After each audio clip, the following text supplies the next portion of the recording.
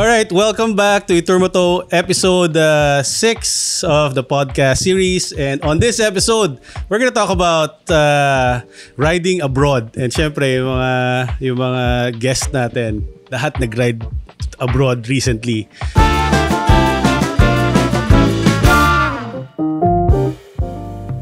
And then I'll let them introduce themselves. So you guys wanna say your name and then where you most recently had your adventure ride? Okay, I'm Toto Villanueva. I'm one of the BMW riding instructor.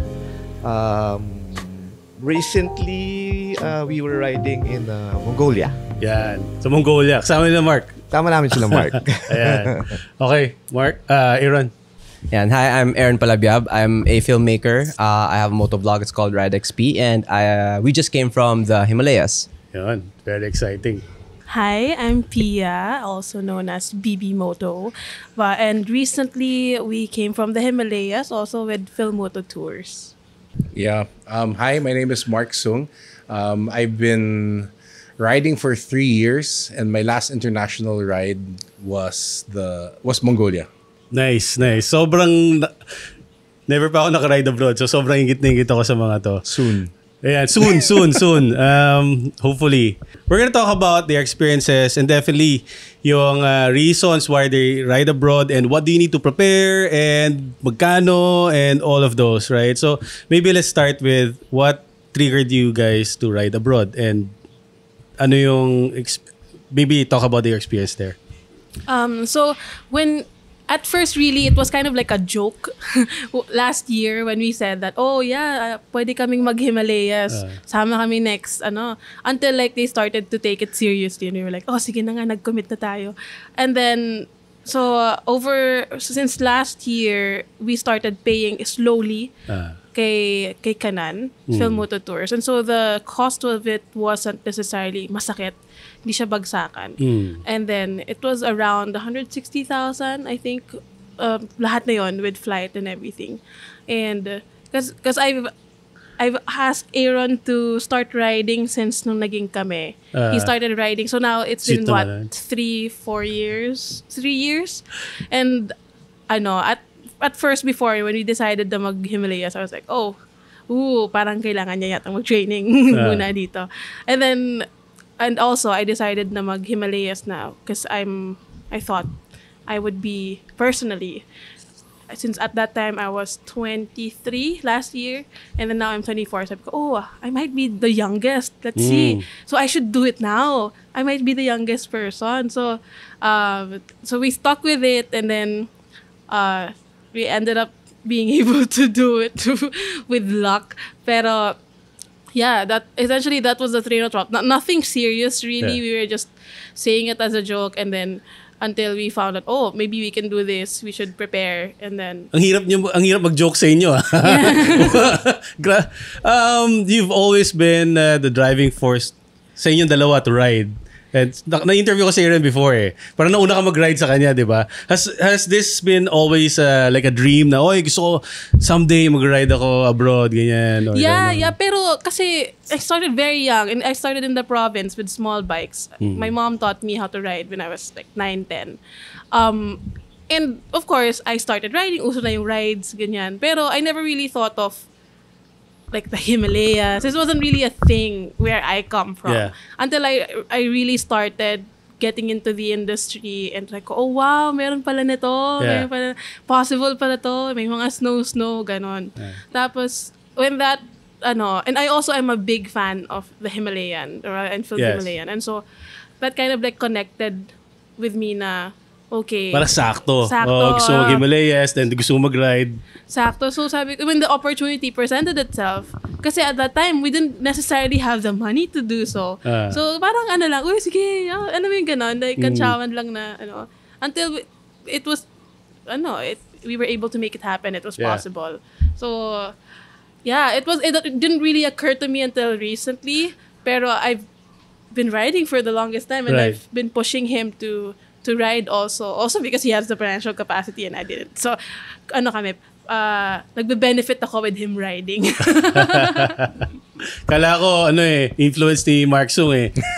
Promotor to si Marc Soong, mga ganyan eh. So, True. Gano, essentially. International Budol. International Budol King. Yeah.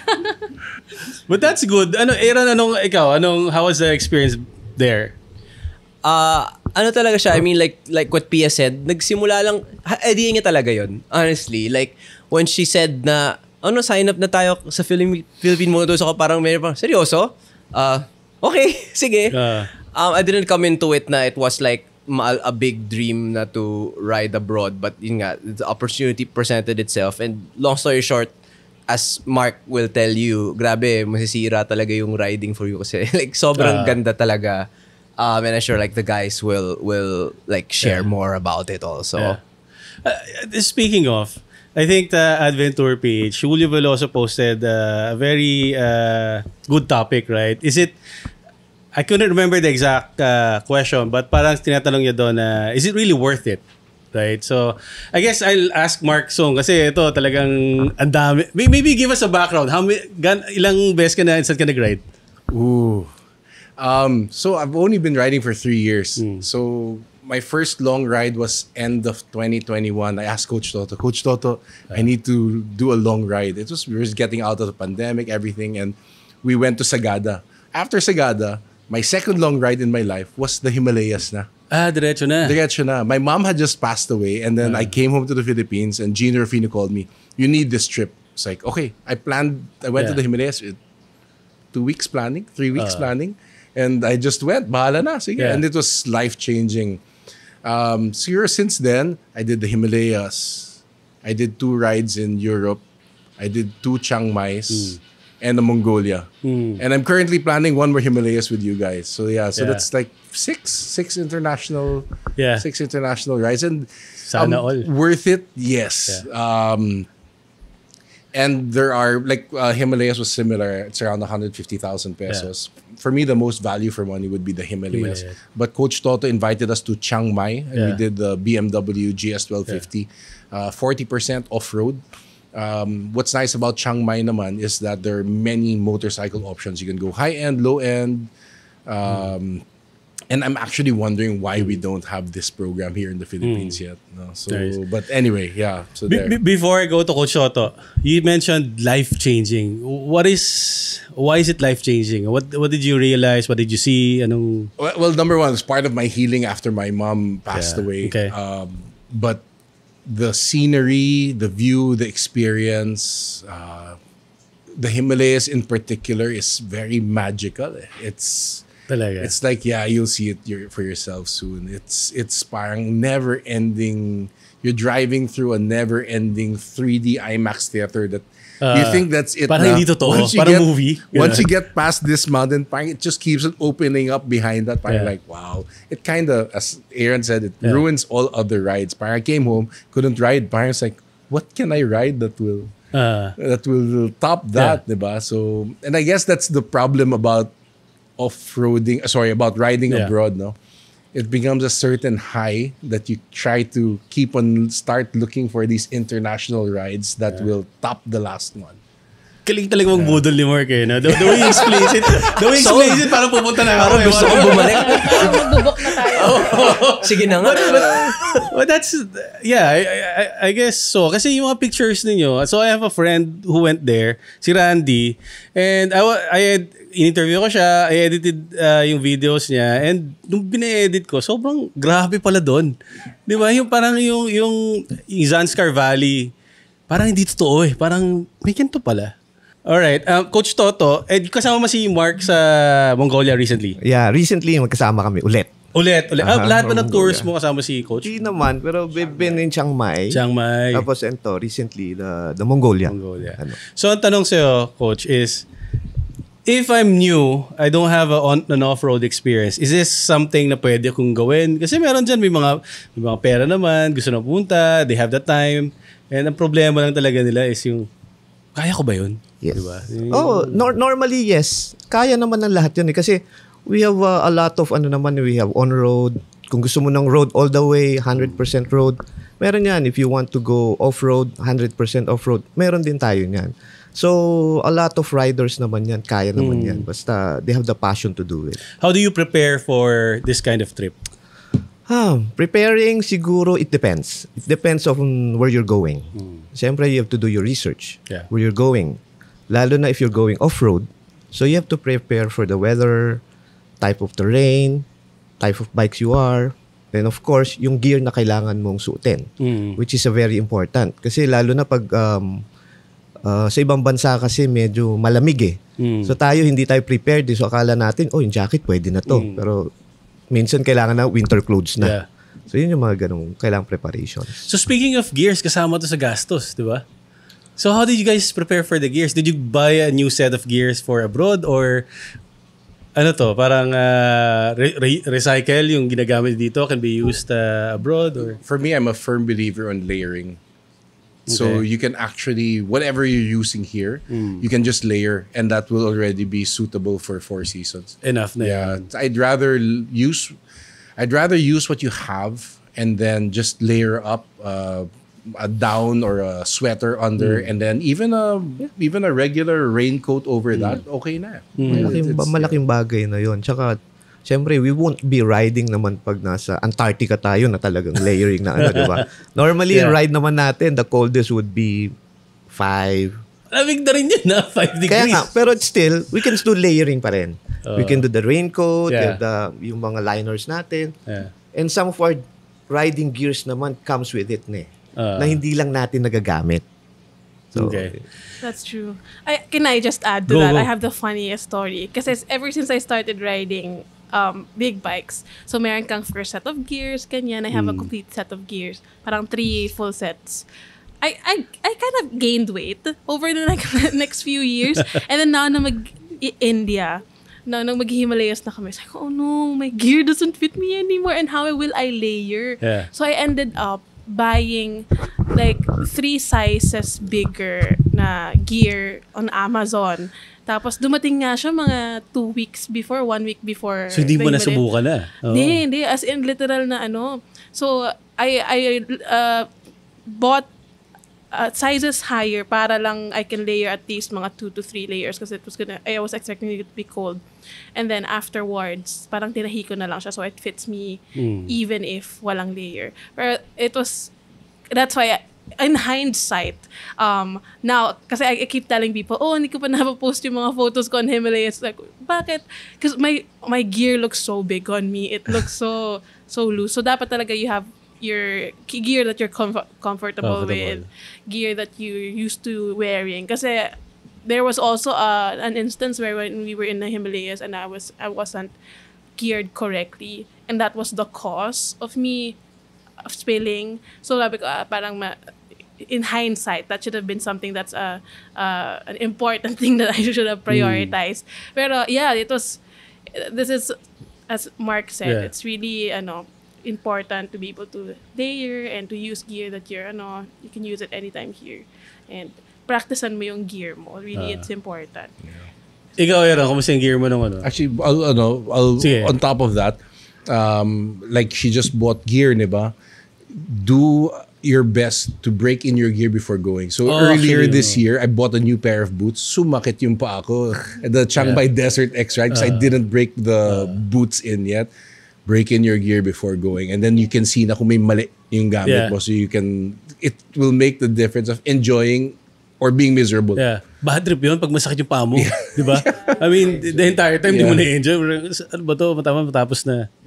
Yeah, I mean, sobrang totoo. Kasi lalo na if you're going to do anything na may level of difficulty, kailangan predictable na lahat nung galaw nung bag mo, nung suot mo. Anything kasi na makaka-distract sa'yo will take away from your ride. Yeah. And so like, sa akin nga, actually nga, because yung tour lead namin si Kanan, he sets a good example kasi wala siyang arte. Yung gloves niya, Moto Wolf lang na parang 300 pesos. So, talagang you can, kahit sa Himalayas, 2 degrees, madadaan mo sa layering. Meron lang the most miserable part of our entire riding experience was yung pinakamadaling ride dapat pero umambon buong araw. Ambon lang pero sobrang ginaw talaga. As in, it was miserable. And kung hindi solid yung waterproofing mo at kung hindi mo, for example, na-test that your rain pants can go over your boots so hindi magiging baso yung boots mo na magpupuno siya. Kasi a waterproof boot will not let water in but once the water is in, it will not let water out. So, like, yun lang talaga kapag like sa Himalayas medyo unpredictable yung weather sometimes. Kailangan your waterproof gear is tested, waterproof talaga and that parang hindi talaga maging miserable yung ride mo kasi it can be dangerous talaga to your health kapag sobrang ginawa. So parang mas okay pa yung lumang gear mo na lang. At least yung sigurado ka pang komportable ka. True. Totoo yun. Kasi the reason I ask, kasi ang dami, I think that's part of the considerations eh. Yung mga nakakausap ko mga kaibigan ko na, mag-Himalayas tayo, sabi, gastos niyan bro. Flight, yung ganito. Tapos yung gears ang malaking chunk ng problema nila. Kasi ang mahal ng jacket eh. Ang mahal ng pants, ang mahal ng boots, di ba? So, okay lang basta, I mean, like you said, Moto Wolf is really cheap. Okay na ba yun? Okay na yun. Kasi ano naman, it serves the purpose naman eh. Tsaka minsan you just have to think out of the box lang. Katulad nun, if you have the gloves naman, ako I normally bring yung kunyari out of the country na malalamig. For safety lang, I bring yung mga rubber gloves. Yes. Yun ang nilalayer ko. Tapos lalagay ko yung normal yung surgical gloves? Surgical gloves. Yung panlaba? Yung panlaba. Yung blue? Kung may surgical ka, then that's better. So, it doesn't matter. Minsan nga, pag wala ako noon, I would go to a gasoline station. Lalo na sa Germany kasi, they have yung box doon na nakukuha mo lang doon na yung mga plastic gloves lang pang naghahawak sila ng oil and something. Yun, kumukuha ko noon. So, nagtataka yung ibang mga kasama, ba't ka kumukuha niyan? Malalaman yung pag lumamig na. So yun yung mga na pwede mong gamitin na it's cheap and it's readily available to us na anytime pwede mong gamitin, anytime you can throw it, palitan mo ng bago. So you don't have to buy expensive.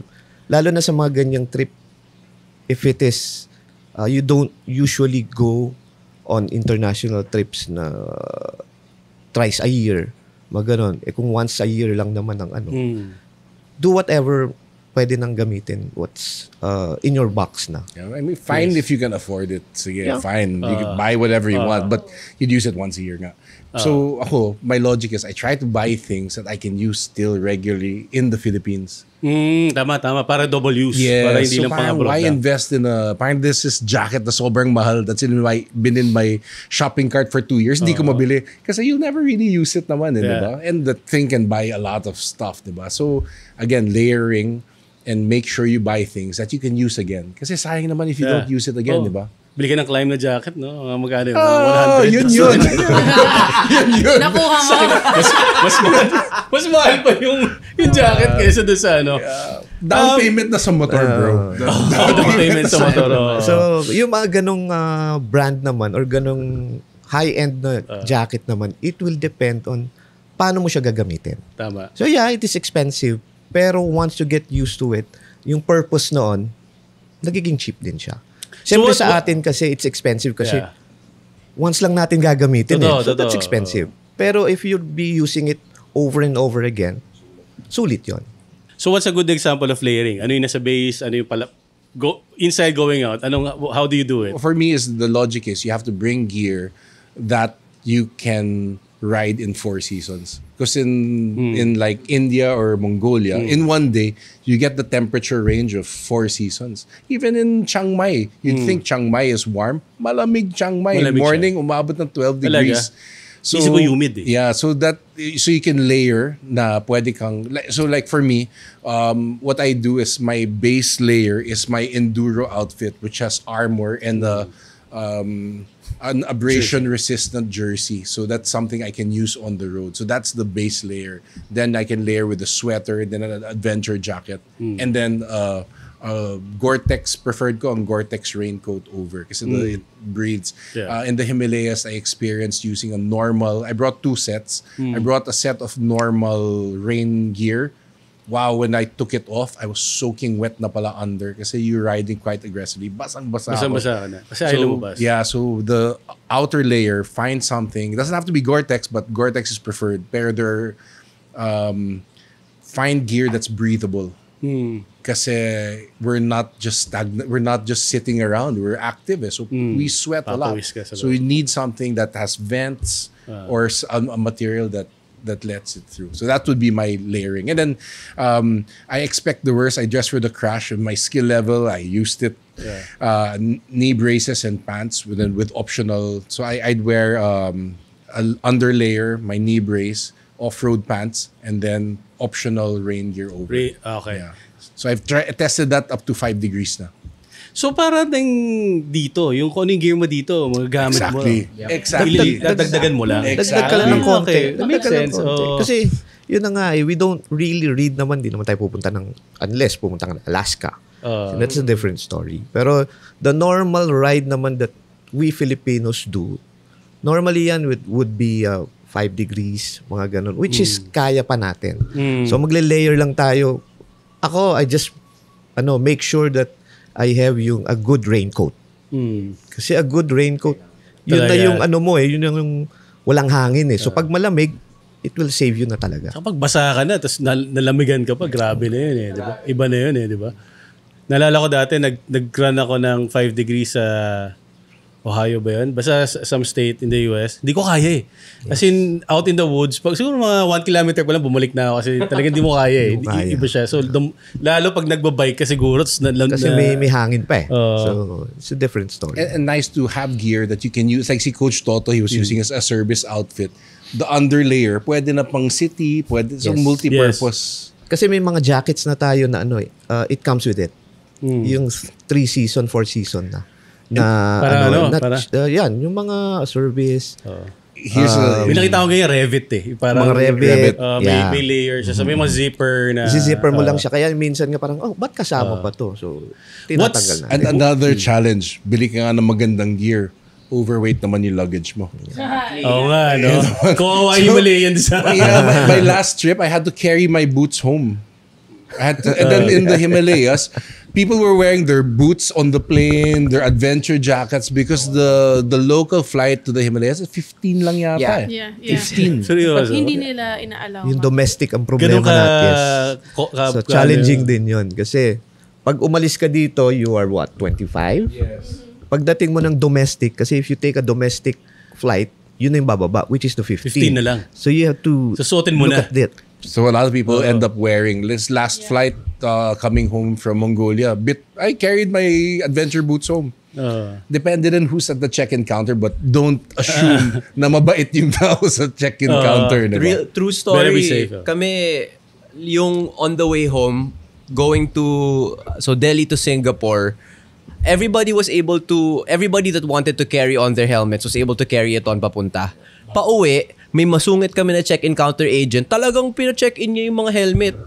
Pero kami, nung na-notice na namin yun, yung isa namin kasama, chinarmy yung kabilang agent. Yung kabilang agent, hindi lang niya inalaw yung helmet, she looked the other way dun sa overweight namin. We were overweight for about, 6 kilos then.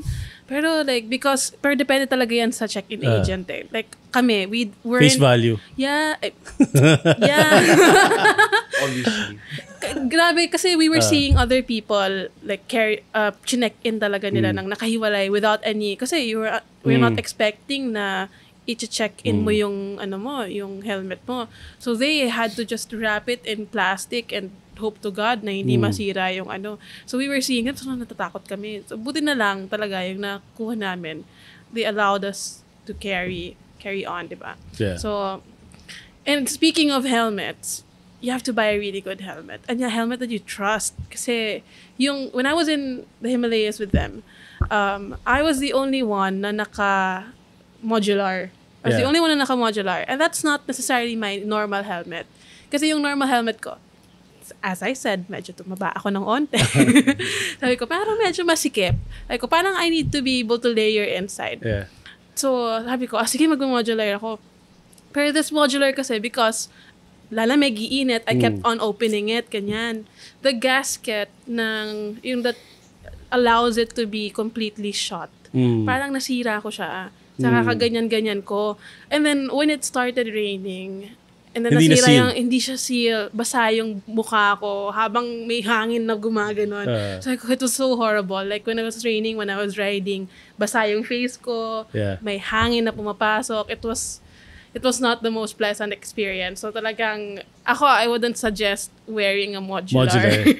First of all. Pero wear a helmet na you're sure na hindi ka papalyahin talaga. Yeah. When push comes to shove. Because it was so simple. It was just raining with hangin. Pero it made my whole ride medyo miserable talaga. Yeah. So speaking, thank you for raising that. Kasi next question ko, what are the gears na at the bare minimum kailangan okay? Right? Kasi we spoke about yung jacket, layer lang, and then you can use the old stuff. But what advices can you give those who are planning to ride abroad? Ano yung at the minimum, dude, kailangan may ganito. Like you said, bawal lang mo. Huwag kayo mag-modular kasi may chance na masira yung gasket or something. So, what else, what other equipment do you think? Yung mga gears naman normally na ginagamit mo when you're riding. That's it. Siyempre, of course, you have a good helmet. You have a good boots. You have a good riding pants. And the jacket. So, at least, those regular riding natin na when you go international would be something na reliable. And then that's it. And then dadagdag ka na lang, it depends on the necessity or kailangan mo wherever you will be riding. Kasi yun na nga when you're riding abroad, we have a different weather .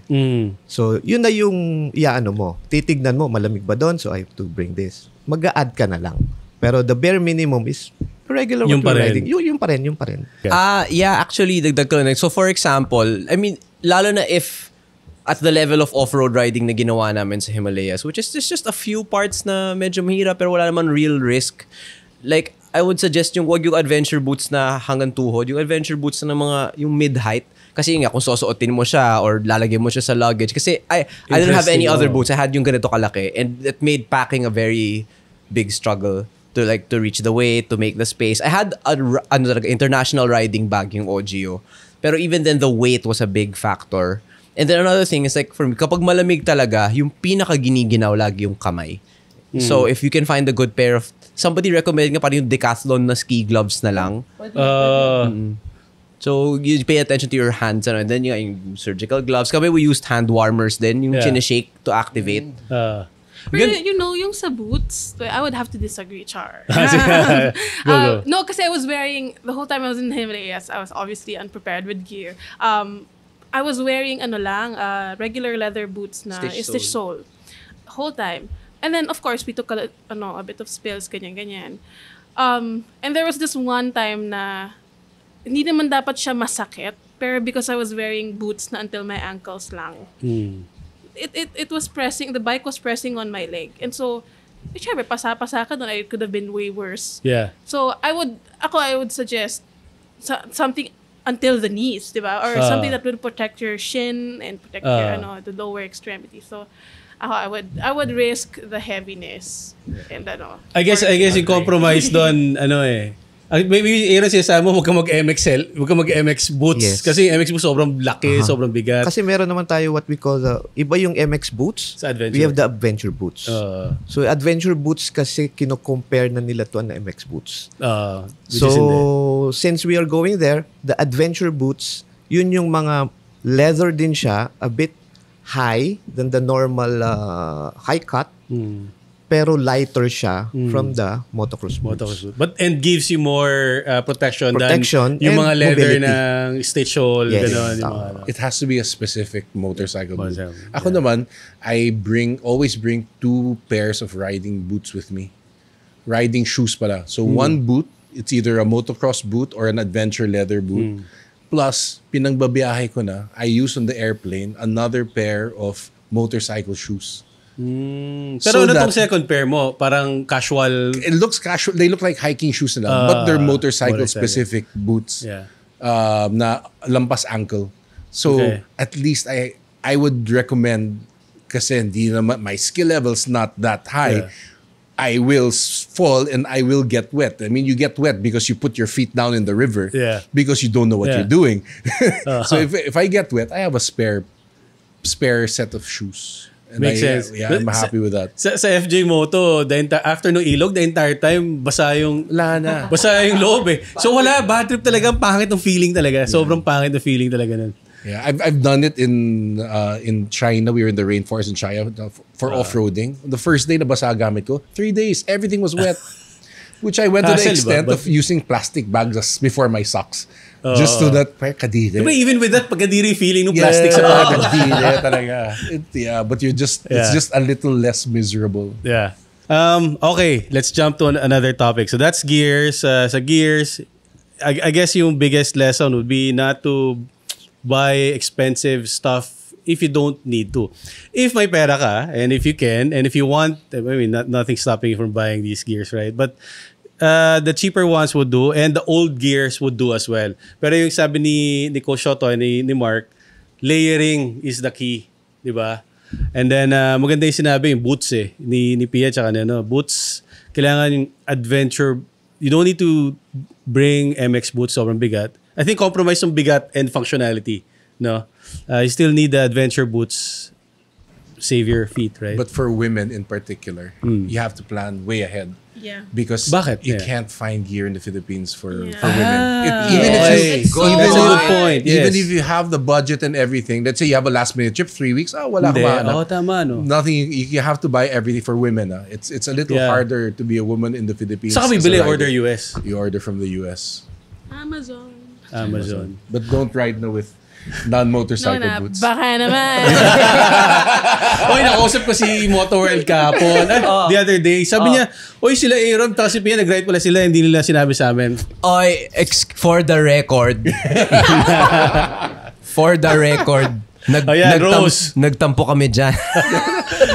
Rose, ayan. Hindi nila pinansin si Pia. Pero sabi nila, sayang di nakapagpadala ng gamit. But humingi kami. Sabi ko, hala, I message si Rose, hindi na niya ako pinapansin, hindi na niya ako love. So, pumunta na lang ako ng last minute, like mga 3 days before, I bought new gloves. Kasi sabi ko, parang kailangan ko na extra gloves. Tapos, I went to Moto Market Makati. One of the guys there, they were like, oh, sayang, hindi po tayo na. Sabi ko, hindi na ako napapansin. Baka naman. Rose, ayan na. Was that a miscom or... we still love Moto Market. Pero worth it to invest in gear. And for me, I always dress for the crash. And I crashed in Mongolia. Sulit lahat ng gamit. ROI.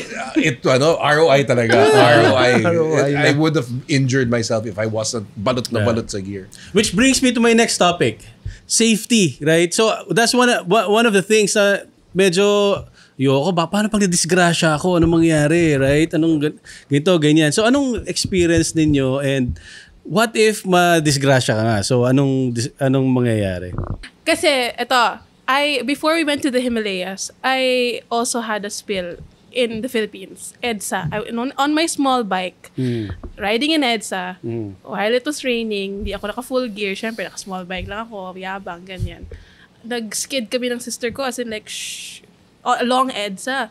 And that hurts more than the multiple spills we got in the Himalayas. So I would always say na, you pray na sana off-road ka na lang lagi malaglag. Never on the asphalt. Never on the road.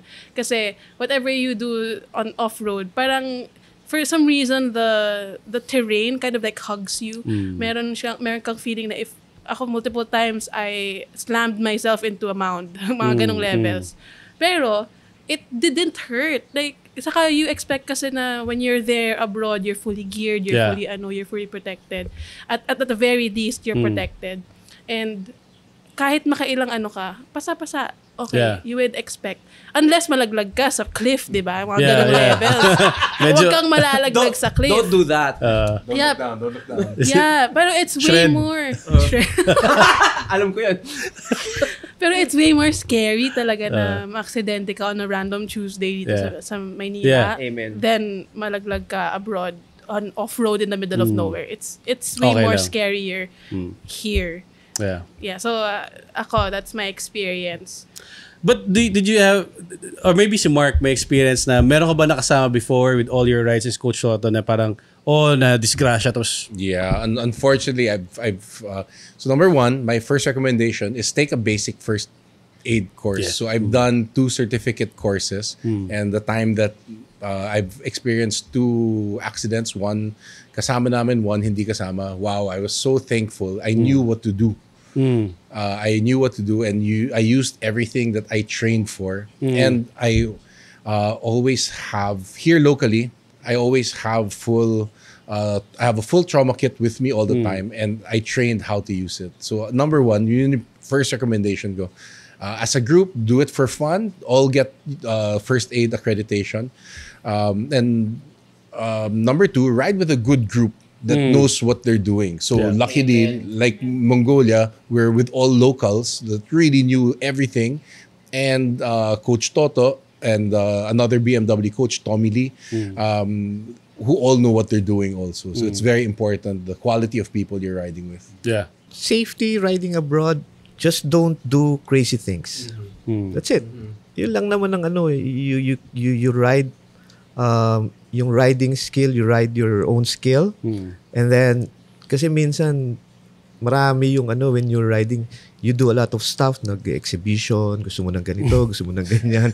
So yun yung nagiging risk of having an accident, which is I always think, lalo na ako, I always think if I'm riding abroad, ang layo natin sa Pilipinas. Oh, yeah. Yeah. Totoo. So, don't do crazy things when you're riding abroad. Enjoy the ride. Yeah. Yeah, on safety, my number one, especially for new riders like me, do your homework before going abroad. Mag-practice ka sa Pilipinas. Totoo. Do all the training you have access to. So before I go abroad, I called Coach Toto. Coach Toto, I need to practice before we go. Yeah. Can we set some sessions? Pucha, then we practice. And then you enjoy your ride more because I did my homework. I'll enjoy the ride more. Diba? You know And that's a what to do, combination of on-road, off-road. Diba? Like before going to Germany, problemado ako kasi nahihirapan ako. Tayo magka-pace tayo. Relax lang. Paano? I went to Chiang Mai, puro professional kasama ko doon. Umuupak 400 kilometers a day, twisties. Talagang you have to practice your on-road and off-road skills depending on what you're going to. Kung hindi Practice ka stress ka no? Stress ka lang no? Sabi ni Pia nga, di ba? Instead na she's enjoying the ride, ang dami niya nang iniisip, shit, off-road to, ay ganito to. Yung boots ko kailangan basa. So instead na nagra-ride siya, enjoying it, ang dami niyang iniisip. So it adds up yung mga stressfulness nyo. So dapat yun, you have to be prepared for So parang nangyayari sa'yo, surviving ka na lang. Parang gano'n, it's surviving na lang, di ba? And here's the thing, if you don't know what you're doing, hindi mo nakikita yung view.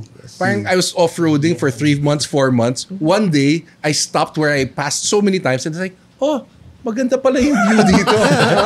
So in Mongolia, in Mongolia, parang, I'm able to enjoy the view because I kind of know what I'm doing already. But if you don't know what you're doing, all you'll be seeing are the obstacles, the ruts and everything. Di mo nakita yung camel, di mo nakita yung horse, di mo nakita yung fox. Yeah. That's so funny kasi kami din, like yung recent group from the Himalayas, kasi we were all kind of like focused on the ride masyado. When we were watching the videos, the footage na, we were like, oh wow, ang laki pala nung bundok. And we were seeing that for 2 weeks. Pero, I mean, like we were supposed to be seeing that for 2 weeks, pero we weren't fully absorbing everything kasi masyado kami nakatutok sa daan. So, really, wag mo nang paproblemahin sa sarili mo, just have everything covered. Wag mo nang isipin yung, wag mo nang problemahin yung gear. Like what I did. Yeah. Kasi, riding-wise, it should have been easy. But, dahil mong iniisip, if marami kang mga small problems na, like, ang small lang naman the gasket is, I don't have rain gear. Pero, it could have been better. It could have been a way better experience. And you could have, absorbed a lot of your environment, if not. But you don't, wag mong ma-absorb masyado. Which what happened to me. For the first time in my life, Bakit? na target fixation ako, okay. Which is the most horrible thing to do in the Himalayas. Wag ka target fixate. So, well, that's why, when we were riding nung sa cliffs, you follow through the curve. Huwag kang titingin sa baba, huwag kang titingin sa anywhere else. Kasi totoo pala talaga yung target fixation. Pag tumingin ka sa dire-diretso ka na din sa... Seryoso. Totoo pala talaga siya. At first, I was like, ano kayong target fixation na yan? Ngayon, totoo siya, totoo. I crashed into, I had no reason to go there. But I slammed myself into a rock for no reason. No. It was one mound, and it was all clear. Pero I saw the mound, and I went straight for it. No reason whatsoever. So, yeah, yun lang. Dami kong problema, no? Huwag niyo akong gagayahin as a rider. I think also Coach Toto has stories about people showing up in rides na not prepared. Yun, go ahead. Anong nangyayari sa kanila? Masemplang, malamang. Yeah, may semplang, may mga luckily, hindi masyadong Ano yung pinaka-worst na semplang, na disgrasya, ganun na... So far, wala naman yung Talaga? worst na... But because you made them stop riding also. True story. Tama na. Siguro yung kay Mark na. Sumakay ka sa kotse. Siguro yung kay Mark na. Yun na yung... Semplang. Yung worst na... Ba't ano nangyari sa'yo? First day, we're going 40, 50, 60. This is Mongolia. Mongolia. But the guys I was with, so fast. So ako naman, I found the pace and I was starting to enjoy. Yeah. Coach Toto was almost gonna call me parang, nag-enjoy ka masyado, slow down. So we're going 100 off-road, which is very fast. And then we slowed down. And then when we slowed down, I started, parang nag-roll call yung lead rider. Where's? So nag-relax lang din ako. We went to a crest, biglang sumigaw siya. Rut. We're going 40, 50. I shot myself into the rut.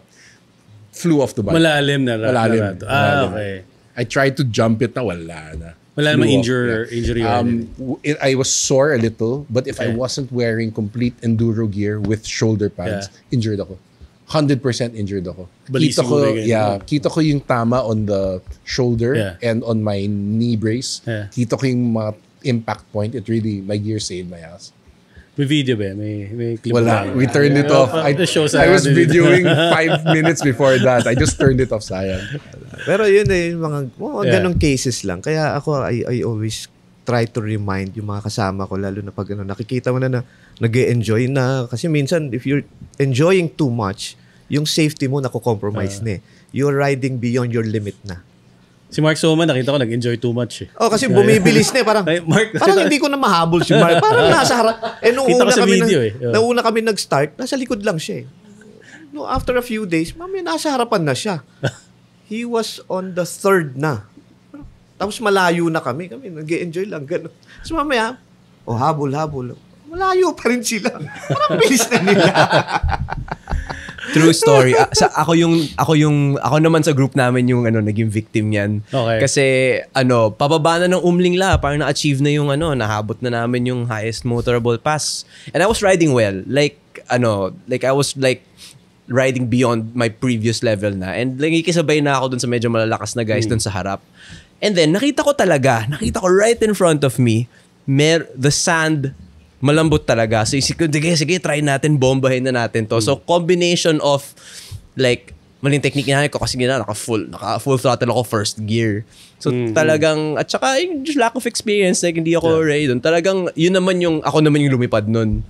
Talagang, I was just too committed to do anything about it. Nag-slam ako. And, again, the gear na suot ko, it was an Alpha 70, it was in Comine na bigay ng moto market na parka. I felt nothing except embarrassment. Which is of course syempre, I remember magandang ginawa. Siguro tumuyo ka agad, no? Okay lang to. Pero deep inside. Pero mukha akong nag-Dakar kaya hindi ko matatago yung brown na ako head to toe nung nangyari yun eh. Ebidensya. So I mean, may term nga doon sa ride namin eh. Ano nangyari sa'yo? Kayabangan.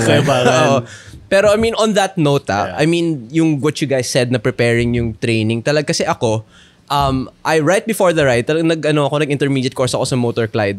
And 180 that changed my confidence and allowed me to, if I hadn't done that, yung enjoyment ko sa Himalayas would have been sobrang mas, a lot less, I'm sure. Kasi I would have been, kinakabahan ako instead of enjoying ko ni ino-offer sa akin ng road. Lalo sa very specific yung Himalayas kasi it's hairpins na manipis na walang guardrail. So as long as confident yung slow speed maneuvers mo, wala kang problema. Pero, I mean, not naming names and no judgment, we had may kasama kami na hindi masyadong confident sa low speed. Na yung, for example, sa unang hairpin pa lang, sumemplang na siya. And he very wisely decided to quit the ride from there. He rode in the car. So when you quit, ano nangyayari? Like, do you stop? Quitter. He rode in the pickup truck. Weak. Yeah, because we had and good thing we had a backup car. Yeah. So he was able to ride in the truck. And then So that's why I'm asking. So, riding the truck all the way, sumama pa rin siya? sumama pa rin, yeah. He was able to join us with the experience. Pero with the riding kasi, it was, buti na lang, hindi siya mayabang na, hindi, kaya ko to, gano'n, Yeah. diba? Because that would have been risky. For all of us. For all of us, and not only him. So, he was good enough and admit niya sa sarili niya na he was not gonna be Tsaka able hindi to enjoy do yun, no? this. Parang may na-disgrasya na grabe. Yeah, Tapos yeah. you still ride. Yeah. I think that's good. By the way, hindi pala kayo sa bahay ni Marc Soong. Dito sa San Juan. Ganda. Aaron, balik pala tayo quickly na sa equipment. I forgot to ask you. From a vlogger perspective, gears. So ano dapat yung dinadala? Ano, like, any learnings, any advice para sa, like me, pupunta ako doon. Ano ba kailangan? Kailangan ko ba ng mirrorless or GoPro would do? Okay, so marami akong opinion dyan. The number one thing you need to know kung sa Himalayas ka mag-ride is napakasakit ng ulo dumaan na airport. Bawat isang kable, baterya, charger, anything remotely electronic kailangan mo ilagay sa tray. So ako, alam mo naman ng mga Indian, no offense, sobrang lakas, sobrang singitero. Any chance they get, harap-harapan sisingit sila sa harap mo. So imagine, you're filling 4 trays full of electronics, ang daming nakapila sa likod mo. Yeah. Malaking hassle siya and then ililigpit mo lahat. Yung isa namin kasama, sa dami ng ligpitan, naiwan niya yung AirPods niya. AirPods Pro niya doon sa tray. Uy, sayang. And then, ang masaklap pa doon, according to yung Find My niya, yung AirPods niya the next day nasa Everest Base Camp na papunta. Seryoso? So may kumuha na? Oo. Sherpa. May Sherpa. Okay, no. Kung sino ka man. So I would recommend basically getting the most capable small setup possible. So for example, may kasama ako actually na videographer na mas magaling sa akin na sobrang tiyaga. Malakas din siya mag-ride so grabe siya mag-shoot. He was shooting on 4 or 5 different cameras.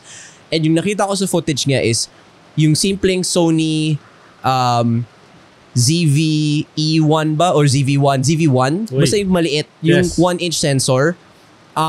Grabe, sobrang ganda na. Para ka nang naka-mirrorless. So that's a good option if you don't want to bring a whole... Yeah. Kasi ang problem ng yung size versus quality, the bigger your setup is, the more tatamarin ka na bunutin. You're riding all day. Ako nga sa altitude, hindi ko because of the altitude, kumari maglagay ako ng object dito. 2 minutes later, hindi ko na maalala na nalagay ko siya dyan. True story. Because of the altitude. Altitude sick. So, manage to try to bring as little as possible na magiging maganda pa rin. So, that can still be a small mirrorless. That can be parang 1-inch sensor, parang RX, parang ZV. Of course, your GoPro or yung DJI Action 3 and 4 are much more suited to cold weather. Their batteries last longer. I guess yung bagong GoPro pwede rin. Pero, Subok na yung ano. Yeah. Pero yung GoPro 7, wag yun. As in, wag talaga. Prone sa namamatay battery sa lamig. Prone to freezing, prone to mamatay battery. And then of course yung 360 cameras. How about drone? In India specifically, hindi ka pwede magpasok ng anything bigger than a DJI Mini 3. By grams or 249 grams, 249 grams and pala. below. Oo. At saka, yung sa Ladakh mismo, di ba kung saan tayo nag-ride, very militarized zone yon. So always check kung pwede mag-fly kasi you don't wanna get into any trouble with the military. Also, don't make the mistake of bringing a GPS device to the Himalayas. They will Bakit? throw it. They will confiscate and Seryoso? no satellite phones allowed. No satellite phones allowed. No GPS allowed. If they find a satellite phone on you, like my friend who lives in the Himalayas, sabi niya, if you use a satellite phone, they will track you and find you. Talaga? Ganon ka sophisticated. So if they find a GPS device on you, they will confiscate and throw it. So no GPS, no sat phones allowed. Okay, so I think yun, no? And then any other device, wala na, okay na. Yeah, just be ready with ang batteries, don't lagi na didiskarga pag sobrang lamig. So, find a way to keep your batteries warm. Lalo na, if you have yung mga small mirrorless batteries or kahit yung phone, either leave it charged or lagyan mo ng hand warmer sa tabi, but just keep your batteries warm. And wag ka umasa for the Himalayas and Mongolia. wag ka umasa that you'll have internet connection. So if you're planning to do some remote work, kalimutan mo na yun. Talagang be ready to Work from disconnect. Even if they say, there will be internet. Yeah. There were times na walang internet when they said there will be. So talagang assume na that you'll be disconnected from the net for a few days. Yeah. Okay. You mentioned altitude sickness. So just going back to health and safety, right? How do you deal with it? Is it kasi may mga iba, wala yan, kaya ko yan, nagbabagyo ko. So altitude sickness is a very serious thing. Actually, by the end of the trip in Himalayas, gusto ko nang bumaba. Na when I arrived, my oxygen was 77, and parang in the previous 3 months, I think there were like 5 or 6 people that died because they did not listen to the recommendations. First day you get there, before you go pa lang, we're taking pills na. So you take the pills to manage the altitude sickness. And then, when you get there on the first day, don't do anything. You just literally sit on your ass and don't do anything. As in, even your luggage, don't carry your own luggage. Ganun ka-serious yung concern. And our guide, si Jazz, in the many years he's been doing the tour, as long as you follow everything they say, walang nakaka-altitude sickness. But, na altitude sickness kami, we were riding faster because everyone was shooting. So we got to the second highest pass now. We got to the second highest pass in the world. We got there 15 minutes early. And then, by the time the group arrived, we were there for mga 20-30 minutes na. Sumasakit na yung mga ulo namin. So you have to be conscious, even on top of the mountain, you can't stay too long. Okay. You have to go down. So once sinabi ko our guide was like, how long have you been here? 30 minutes, go down. Wala na. Jumped on our bikes, went down. But by the time the headache started, wala na. No turning back na. So you will never adjust to it fully? Parang mag-adjust ka, pero hindi ka pwede magtagal sa... So, kailangan climatize ka dun eh.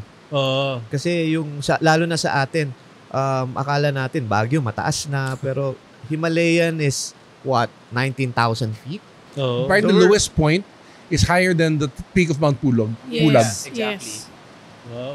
Sobrang difficult niya. Kasi when we were there, when we arrived in the hotel, so pag naramdaman na agad namin, airport pa lang, we were like, oh my gosh, ito na.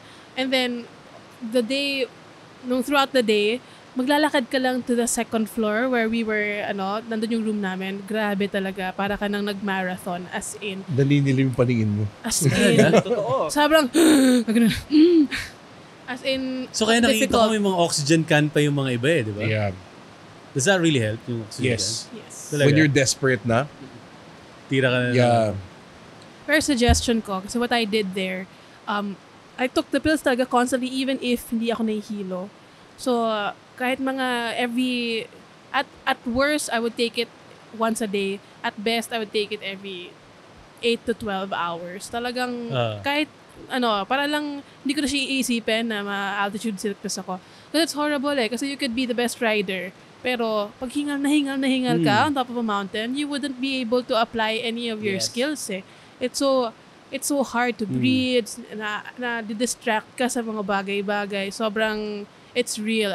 Altitude sickness is real. So, Did you expect that na ganon ka grabe yung altitude sickness ever? A little bit kasi may experience na ako before at mga almost 5,000 meters sa Andes. Pero yung sa altitude sickness nga, and my experience of my friends, like, hindi porket physically fit ka, you will do well. In fact, si Pia was actually doing better than me at altitude. At saka kasi, kapag physically fit ka, feeling mo, kaya mo. Because of that, I've seen this talaga. Kung sino yung malakas, sila usually tinatablan kasi feeling nila kaya eh.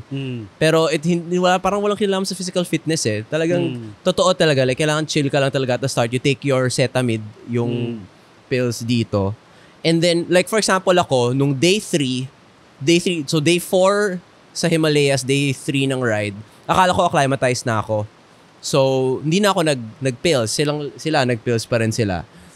Then umakyat kami towards Kaksangla, 8th highest motorable pass. By the time na halos nandun na kami, 40 na lang takbo ko. Like, hindi na kaya. Talagang, pagod ka na?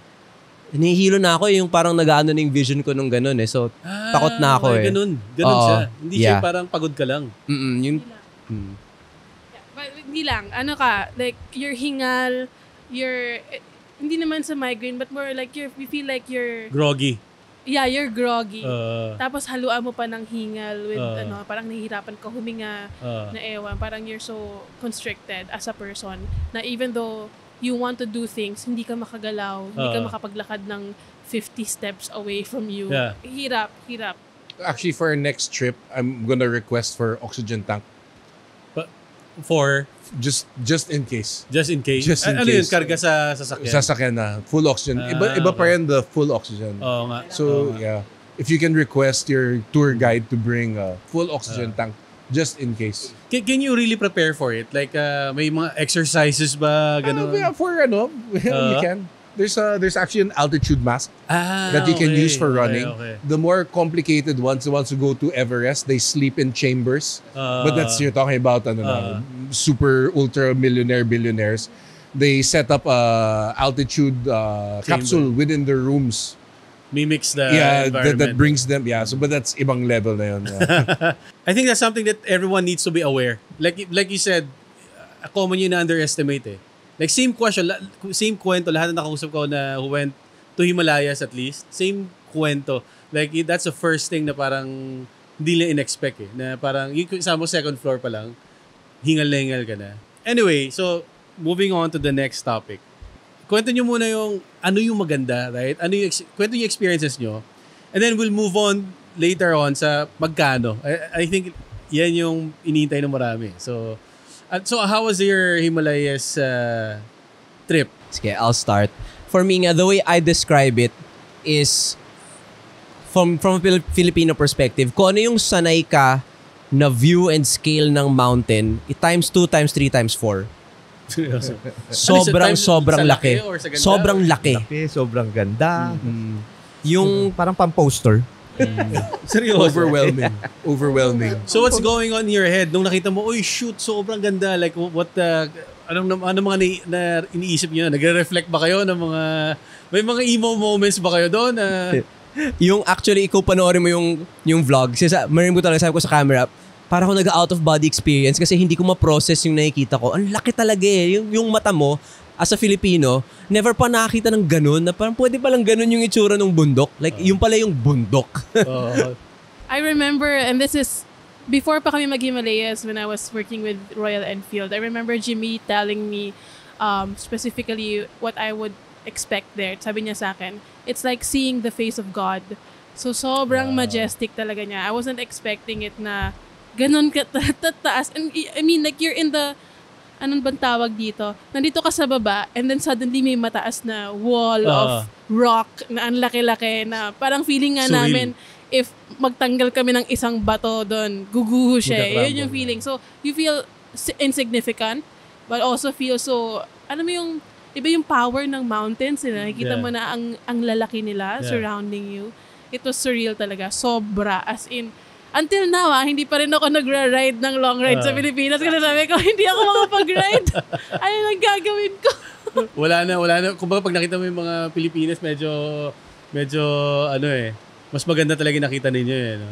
Yeah, it's so hard to get over that in a sense. Pero it's so, alam mo, ang dami ko naiisip doon na parang nagbagong buhay. Like, it really reflects back on you na parang, wow, this is so beautiful, this is so life-changing. Tapos, like, I decided a lot of things in that day. Like, magda-diet na ako, magbagong buhay na ako, mga ganong levels. Like, dami ko nang babaguhin sa buhay ko. I deserve to see more of this. Mga ganon. Like, you want to live longer because you want to experience this more. Parang, it's so life-changing. You can only describe it as such, pero you have to see it talaga. We keep telling people, you have to see it for yourself so you can experience it.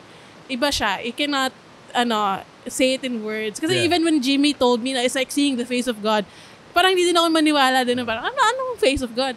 Pero when we were there, we were like, wow, grabe. Iba siya, iba. And I want to see more of that because there are many versions of that in the world eh. So Himalayans is only one version of that. So parang, it really changes you as a person and as a rider. So iba siya when you're in a car and iba din siya when you're in a motorcycle. So, nice. Grabe. So, tanongin natin si Marc tsaka si Coach Toto. Ito, mas maraming napuntahan to eh.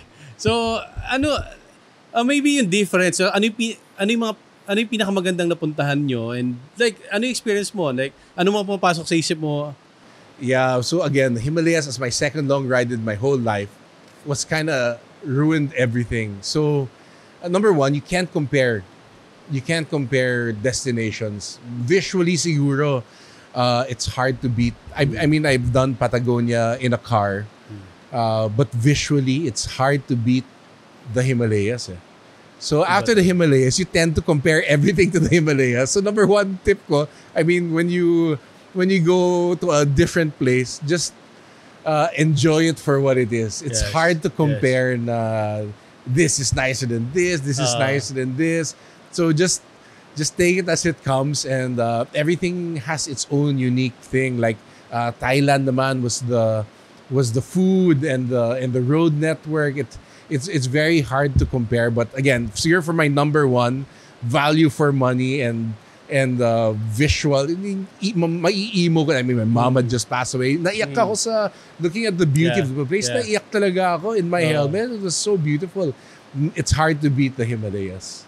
It's really hard to Yun beat. pa rin talaga. Yeah, value for money, pound for pound. It's Himalayas for the amount of money you spend and the experience you get. Kaso sinesemento na yata ngayon. Ikaw ba nagsabi sa akin? And that's another thing why I encourage people also to do this, is we don't know how long these trails will be there for. So if you're an off-roader, if you're an adventurer, do the trails na habang nandyan pa siya. Ikaw, Coach To, if you will advise someone, like, Himalayas din ba yung Actually, I haven't been to the Himalayan. So, hopefully next year we'll do the Himalayan. Magkasama tayo. Magkasama tayo. So, yun yung magiging first time ko. Pero ako kasi I don't really parang compare. Kasi yung let's say all the different places that you go have their own kind of beauty, kind of experience. So, iba-iba siyang Kaya nga pag ako tinatanong nila, lahat yan magaganda. Kasi once na pag sinabi mo, ito na yung pinakamaganda, then it will stop there. Yeah, sabagay. Diba? It will stop there So, hindi ka na maghahanap. So, you would always compare it to this. So, instead na you're going to another place, you would always compare it na mas maganda ito. So, instead na you're enjoying this place na maganda rin, hindi mo na siya kasi you'll always be thinking of that. So, everything there is maganda, and they have a different, marami silang mga different kind of beauty at their own. Parang ganon yung nila. So kasi ako, I've been to South Africa. I've been siguro mga 3 continents na Been to South Africa. Gusto ko safari ba yan? Yeah, that's a safari. Nag-ride ka sa desierto? Ganun? No, we do that on a, parang tawag nila doon, parang game reserve. So they do that as a game reserve. Para kang nasa Jurassic Park. So they have 100 or 500 hectares doon. So they have different animals na isa lang may-ari. It's a private, and they do offer yung parang nasa villa kayo. And then papasok kayo, parang Jurassic Park talaga. And then you have a game reserve that you go on a jeep, naghahanap kayo ng mga animals. And then the animals so that's are the experience. Roaming and that's roaming. wild. Yeah. Hindi siya cultured or anything. That is wild. So nakikita mo siya yung feeding time nila. Yeah. Naglalakad lang sila, marami sila. So yun yung mga ganun. So far sa experience mo, so you've been to South Africa, saan pa? Well, Germany with Mark. Germany, no, hiwalay pa kami. Chiang Mai. Sa Germany, well, siguro sa Germany kasi sa different kind of dental.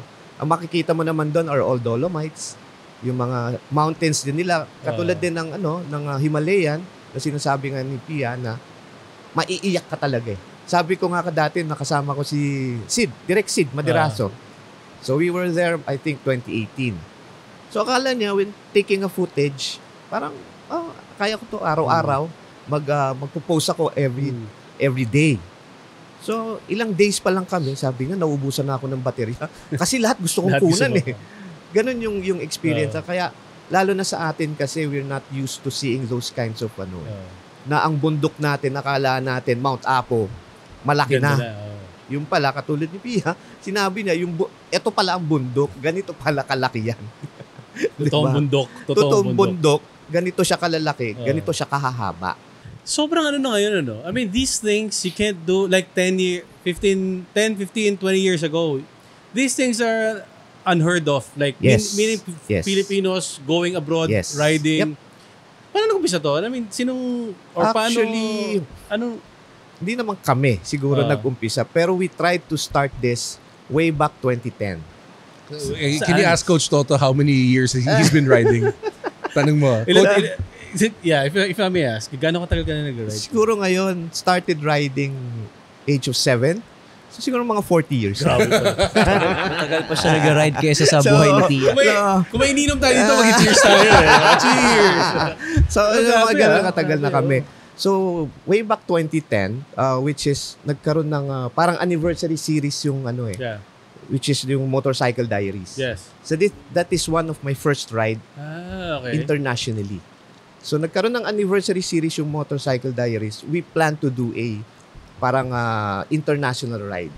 So, we got invited to a bike convention in Indonesia.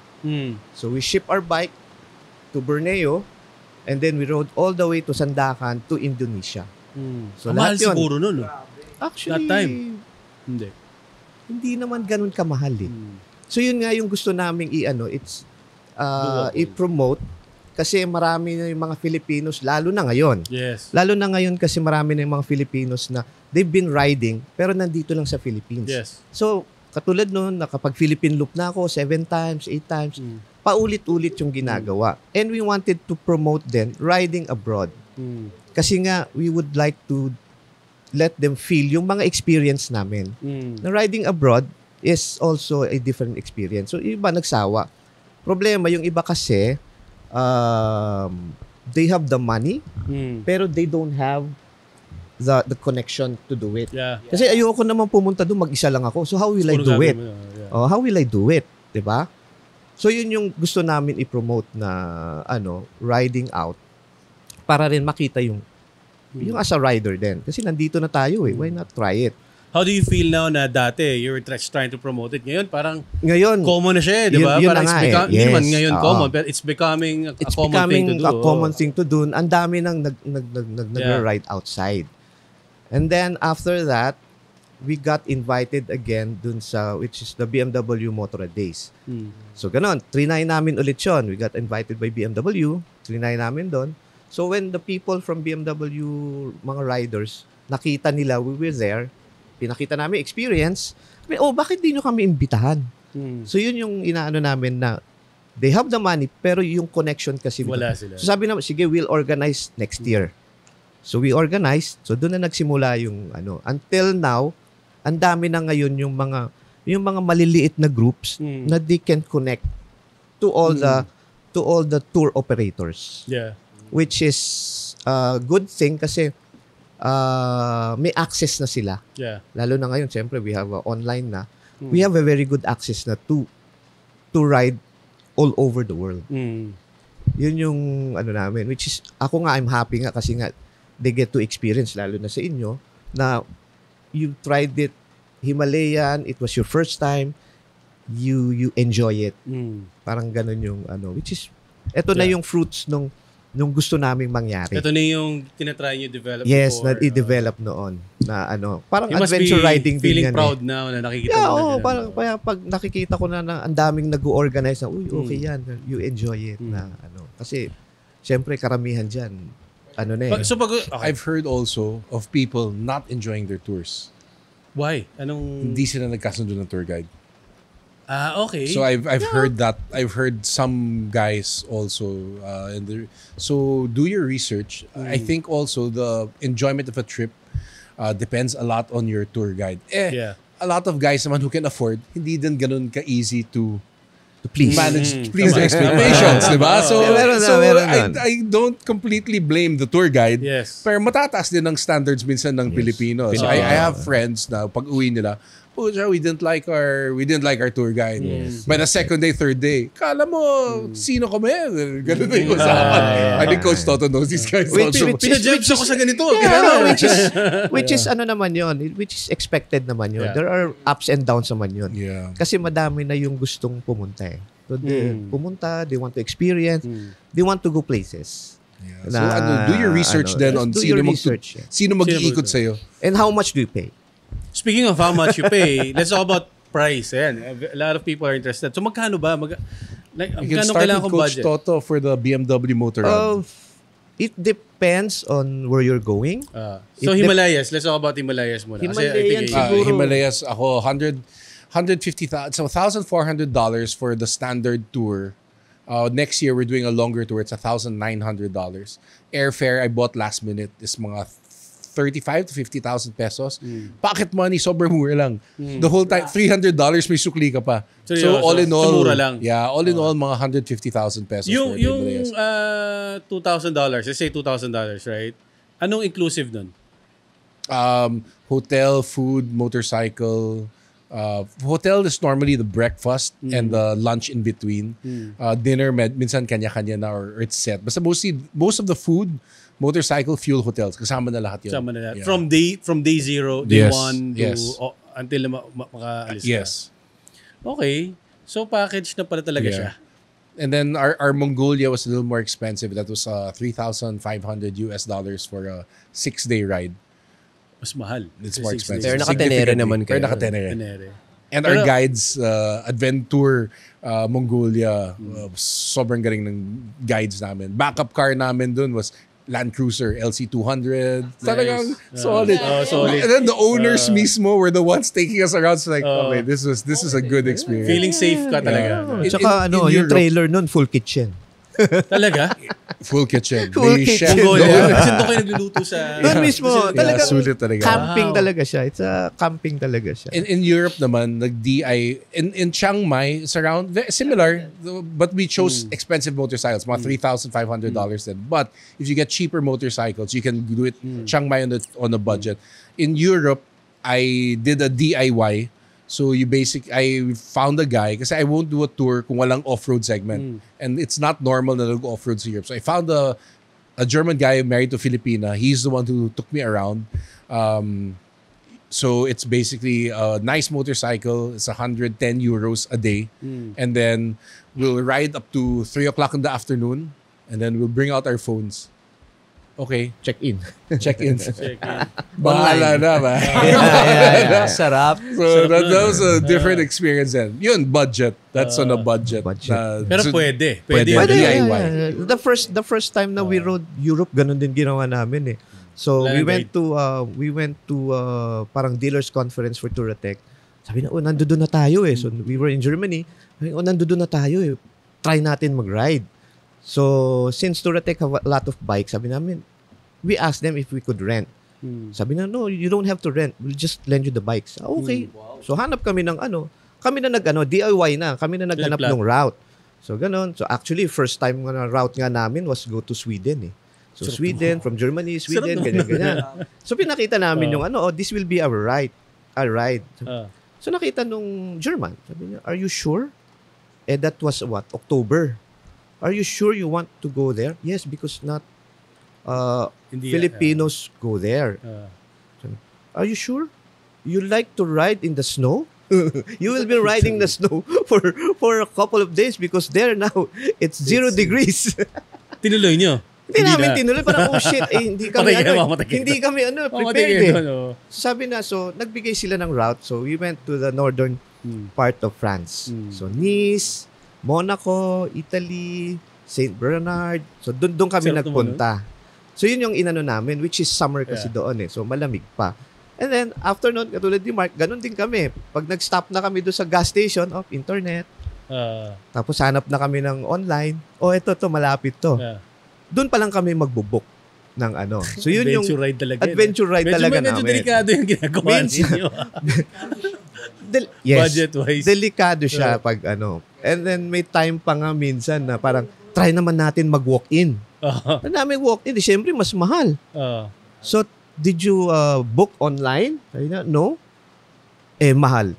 Di labas kami. Nag-book kami online. So, hinanap namin sa mismong hotel. Tapos, book na, okay na. Pilipinong to, si mga siraulo. Hindi, sila rin nagsabi. Yeah. They will tell you, you book it online. So, talagang cheaper online. So, nung nagpunta na kami, iba na yung receptionist. Sabi na, did you book this a couple of minutes ago? Yeah, we just book it outside the hotel. So, ganun yung namin. So, yun yung budget na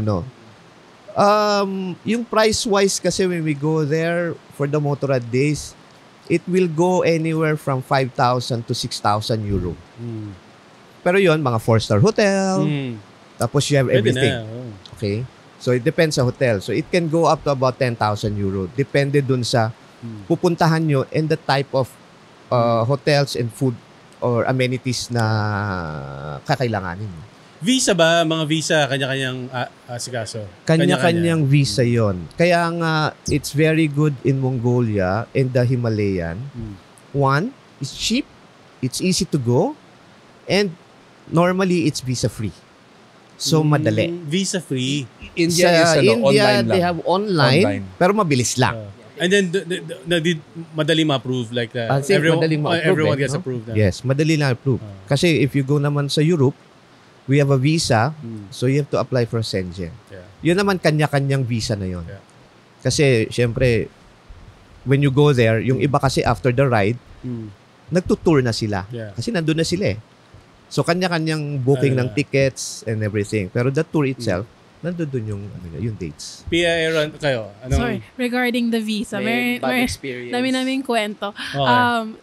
Sa visa naman, it wasn't me, but it was, kasi dalawa kaming girl dun sa Himalayan tour. The other girl, nagkaroon siya ng complications with the visa. Kasi, even though, nakakuha ka na online, ganyan, di ba, nakalagay doon 30 days. But, yung clause nun is, the visa officer or the immigration officer will be the one to stamp on your passport and write manually yung 30 days from now na date.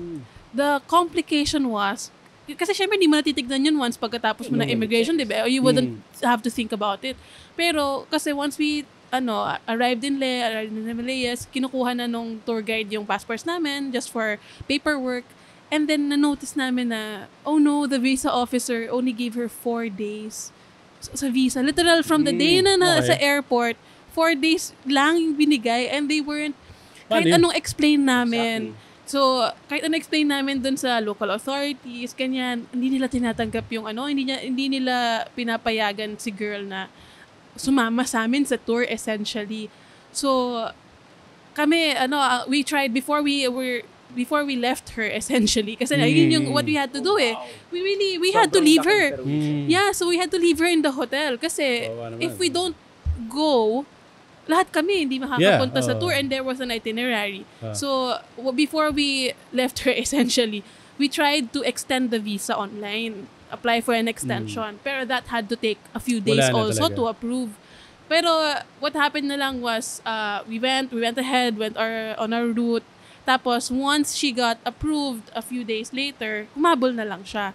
Like, midway of So, nakasunod naman siya? Nakasunod naman. Pero it was so complicated. Sobrang hassle. So, suggestion namin. We didn't think about it eh. Yeah. So, the moment na they stamp on your passport, check mo na agad. 30 days ba? 30 days to ha? Check mo muna. Kasi normally, we don't check eh. Pag nandun ka na sa country, tapos bibigyan ka ng 4 days visa. Mali. So, from now on kami, nagkaka-conscious effort na kami na, okay, check mo. Tama ba yung binigay na stay sa akin? So, and also like, of course, with Filipinos, ganyan. So, you really be careful with immigration and ang hassle, sobrang hassle nung nangyari. So, double check. And it would have been easier if nandun pa rin kami sa airport when we realized. Kasi syempre hindi na namin mahabol which immigration officer yung nagtatak eh. So, it was already their decision. Kumbaga, immigration officers are allowed to make such decisions on the spot. So, hindi din namin alam kung bakit. Baka mistake lang, di ba? Baka nagkamali lang siya ng number. So, it was so from now on, kami, whenever we travel, we're checking. Tama ba visa? Is it correct? Did they put the visa? Yeah. That's a good. And then also, since adventure riders tayo, I have to mention also that akala mo, basta you rent a motorcycle, off-road na, game na. It's actually illegal to off-road in many parts in Europe. So, and once you go off-road, wala nang insurance yun. So, you have to know the exclusions. Like in the Himalayas, 100% of damage you pay for. Kasi it's mostly off-road. So, everything you break, you pay for. In Europe, there are the first group that we rented with, anything happens to the motorcycle, participation mo is 100 euros. That's it. So if you total the bike, 100 euros, which is with 100, very rare. That's why they always run out of bikes. And then to off-road, we had to get special permission. And then when we went to the other group, the second group, everything below 2,500 euros you pay for. So it's very different. You have to know what you're getting into. So if you break the bike 2,499, 2,499, you pay 2,499. So those are the things dapat alam mo what you're getting Yun, into. very important yun, no? Very important yun. Exactly. Kasi minsan sa excitement mo, hindi mo na-check. Hindi mo na-check yung inclusion ng insurance. And it's not unlimited mileage. So there's normally a limit in Europe, especially with the tours I did, the DIY, they limit you tours. So you have to plan your route and there's a penalty per kilometer if you go past it. So mga things you have to know. What would your advice be for an adventure rider ng mga Pilipino? Try Philippines muna or doesn't matter, punta ka na abroad, balik ka dito. Kasi kanina medyo, pag nakapunta ka ng Himalayas, medyo... Dead end na. Everything else is naman. parang mas ano eh. Anong... Siguro, travel the Philippines muna. Kasi pag you travel the Philippines, maganda ang Pilipinas. Ako, I always tell this, na you try to travel the Philippines. Ang nakikita mo lang kasi are all the touristy part. Pero if you're really an adventure, marami na tayong places na magaganda. Mas maganda pa to when you go in Asia, siguro mas magaganda pa to when you go in Thailand. May places tayo na magaganda which is sometimes undiscovered. Okay? Kasi ngayon it is already reachable na eh. Rideable na siya. Katulad no Sagada. Ganda no Sagada pero not everybody can go. Kasi ang hirap. These years na kasi are all paved na. So nakakapunta na. Kaya nga a lot of people now are into adventure riding na. Kasi they wanted to go out na. They wanted to go out and it's accessible. Siguro 10-15 years ago, pumunta ka lang ng Baguio, okay na tayo dito. 'Di ba? Ngayon parang Baguio ngayon, you just go there for breakfast. Pero ngayon, pumunta ka ng Sagada, maano mo na siya kasi it's accessible na. So people wanted to go further and see more places around the Philippines. Marami tayong magagandang lugar dito sa Pilipinas. In Luzon, there are still a lot of undiscovered places na hindi pa na Yung FJMoto Mountain Cross no? Eye-opener yan no? Parang lahat ng may ganito pala, may ganito pala. So ang ganda ng ginawa ni DJ accessible na. Dati yon hindi pa accessible yun. Kaya nga yung ibang pinunta ng which is ako taga ron ako eh. Taga doon area ako eh. Hindi pa ako nakakarating sa ibang area na yun. Talaga? Hindi pa. Kasi ngayon pa lang nila na-develop yung mga areas na yun. Yung mga Quirino Skyline, yung mga Kapurpurawan, yung mga, ano ba tawag doon? Yung sa Abra. The only thing na you can go there is only yung mga Malibkong, you only go there through, kahit na nakamotor ka, hindi mo kayang gawin yun. You only go there by hiking or by a 6x6 truck. Parang di ba? Yung sa Nueva Vizcaya sa TLR campsite, yung TLR campsite. Yeah, doon sa sa Malico. Sa Malico, parang bago lang, recent lang yun na hindi naman. Actually, hindi yun recent. Ngayon lang natin nakikilala. Pero that road is already dumadaan kami doon unpaved pa. Talagang lubak-lubak ba? Talagang lubak-lubak pa. Ngayon, all the way na yun. Secondary road na yun. So that is the secondary road na yun when you go to Nueva Ecija na. Hindi na sila dumadaan ng Dalton. Join ba kayo ng FJMoto Mountain Cross? Yeah. 3? I'll probably join. Medyo okay. Hindi medyo okay siya. Pero mas mahaba yata kasi nakalagay 10 provinces. Yes. Kausap ko si Don, mas mahaba ngayon. And actually maganda yung ginagawa ng FJMoto kasi it only not promotes motorcycle adventure but also promotes yung mga lugar na yun nga undiscovered. Yeah. And he doesn't, if you look at it, he doesn't earn, and you ask him, he doesn't earn anything. Yes. He's doing it for passion. Negative daw siya. He's doing passion si Don Jusa. Kayo, anong thoughts? Yeah, actually, in terms of yung I think kasi double purpose. You travel the Philippines first, you appreciate what we have. You appreciate the character of what we have here. And at the same time, you get the saddle time and confidence necessary to ride abroad. Kasi parang this is where you'll cut your teeth din eh. But at the same time, kasi sabi nila, there's so much to see. Like ako, every time mag-long ride ako ngayon, kasi yun nga, like ako, I prefer din yung rides na at least one whole day, like kung may kita. Yung touring talaga na may tamang off-road lang, like for fun. Every time I'm on the road, like kung makikitang merong road that suddenly goes off the highway and into yung bundok. And I'm always wondering, saan kaya papunta yan? Saan kaya papunta yan? Shortcut yun, shortcut. Alam mo, nagiging budol na. Shortcut yun. Sure ako. So, yun talaga. I mean, there's so much to see. Yung ano lang talaga, like sabi nga nila, like, yes, we've been comparing it with the Himalayas this whole time. Pero at the same time, hindi mo nga dapat i-compare. Like, and for me naman, kung panoorin mo yung isa kong vlog, parang, it was just some valley off the highway, pupunta Dalton Pass. Sobrang ako, wow, sobrang ganda dito. Like, when you're on your ride naman, it's you're always just in the experience itself. You're not thinking, ay, late naman nito compared sa Himalayas. Parang ganun. There's so much to see. I find it very enjoyable to ride here. At saka nga, kaya nga wish ko rin na we could have more of that, yung mga foreign tours coming into the Philippines, because it also gives us a new perspective na maganda naman talaga dito. Tsaka maraming like unique na cultural things and things like food na pwede pang ma-discover. Chua, anong ano mo? Ito muna, tanong ka, mag-FJ moto ka rin. Wala akong motor. Anong gagawin ko sa motor? Baka naman. Char. Ako, madali mo hiram ng motor. Kaya nga eh. Kaso FJ, may magpapahiram ba? And in terms of riding in the Philippines, ako personally, the next few months or the next few foreseeable months for me, ang i-approach ko siya ngayon kasi since we've done big bike riding in the Himalayas, parang gusto ko naman ng ibang taste of I'm gonna focus more on riding my small bike around. And I think kasi parang yung perspective ko nun is parang we go so fast so far all the time when we're riding big bikes na parang we kind of miss out on the smaller esquinitas that we go. And I personally, I like going through the smaller esquinitas with my small bike and being able to experience food. Yeah. Ako tumataba.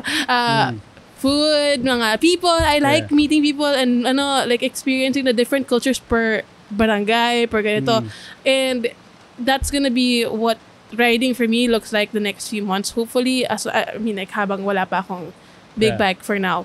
And I think that also opened up, the Himalayas also opened up the fact na parang the tiny cultures that we have per region na hindi siya masyadong napapansin because we pass by it so far, so fast. So you want to experience it more na immerse mo talaga. More immersed and slower pacing. Hindi yung parang pupunta ka lang doon for a day and then babalik ka ulit ng Maynila. You should try punta sa mga mountain province and then live there mga 1 week ganyan or 3 days ganon, and you'll be surprised na yung culture differences.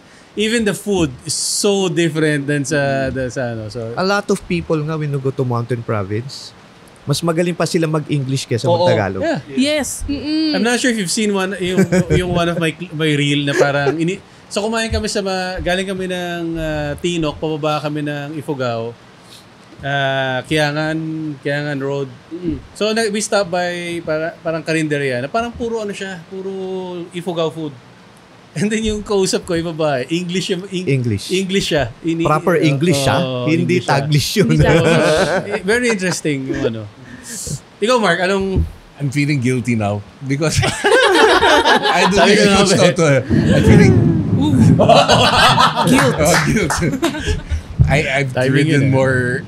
I've had more long rides abroad than locally. So, but there's something kasi about may konti of fear on roads that I have to get over, that sa gulo ng highways natin medyo I could relate, that's my but I guess as long as you're out of mas the busy roads in the bundok, mas okay na siguro, pero that's a fear that I there's one thing I wish the Philippines, I wish the cars would respect the motorcycles more, which I've seen abroad, maybe exception of Mongolia, but wala naman sasakyan dun. Yeah, wala na. Kabayo meron. Pero yung mga Prius, di ba? Prius na. Pero I've noticed from riding abroad, they respect motorcycles much more than here. Kaya siguro na-bias ako ng konti. But again, the FJ Moto was an eye-opener. When we followed the trail, we did it. It was an eye-opener. Ang dami pa nga palang maganda here in the Philippines. And I have to ride more in the Philippines. Kasi yung FJ Moto, hindi ka sumali doon. Pero a week after ng event, Nagkaroon ng follow the trail. Kasama ka daw ko dyan. Hindi, nag-ride kayo mismo. We just follow the trail. Yeah. Okay. Follow the trail ang tawag nila doon. Okay, sorry. Yeah, so I should probably get some advice from Coach Toto on where to go. How's the adventure riding community now compared to before? Actually, is it bigger or is it getting better? It's bigger. Nakakatakot ako personally. Nakakatakot na nga eh. Bakit? Kasi alam mo yung ang dami na yung puro lakas ng loob. Kasi they've learned to ride motorcycle.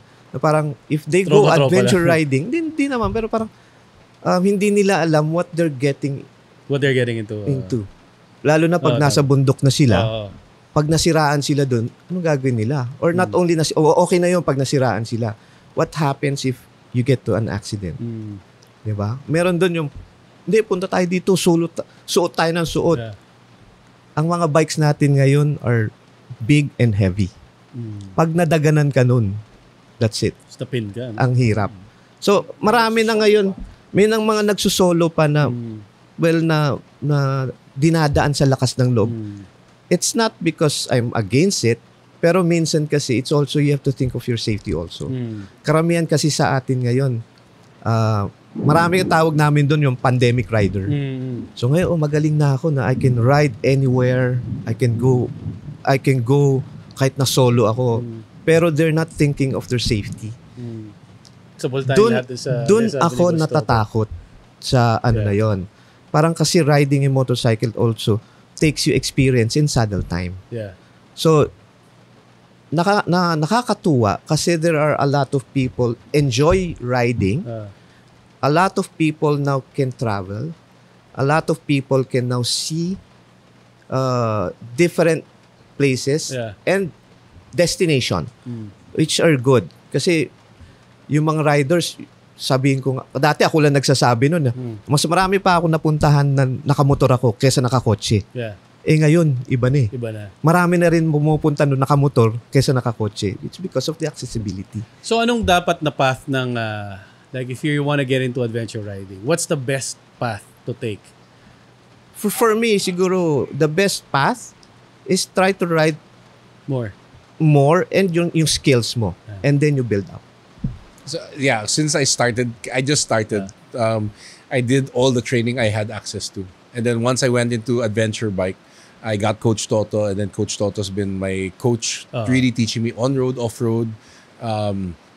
Problem kasi with learning lang, I've seen people na medyo, parang they just learn on YouTube, ganyan, and you can see the difference from real training with a professional versus people who just do it on their own. I'm not against learning on your own, no? Pero if you can afford to, and if you have the access, get formal official training with Coach Toto. There's many other groups already na. So, pero kasi most people, most guys kasi, they don't see yung coaching kasi parang as another safety. Yes. Alam mo yun? They don't see it as a need na parang kailangan ko mag-invest dito. Parang, mas bibili lang ako ng bagong helmet. Marunong na ako magmotor helmet, Tsaka marunong na ako magmotor. I don't need that.